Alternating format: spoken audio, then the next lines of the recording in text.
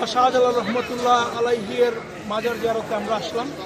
আপনারা দেখতে পাচ্ছেন যে যার নেতৃত্বে এই সিলেট ভূমি আমরা মুসলমান হতে পেরেছিলাম, বাবা শাহজালাল রহমতুল্লাহ আলাইহির মাজার জিয়ারতে এখানে এসেছি।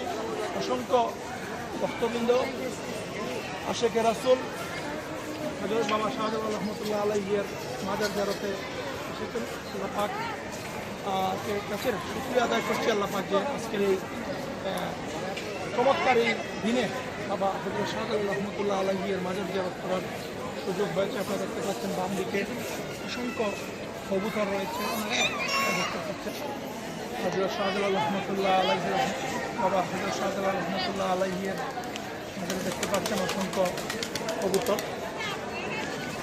যাকে যাকে কবুতর দেখতে পাচ্ছেন।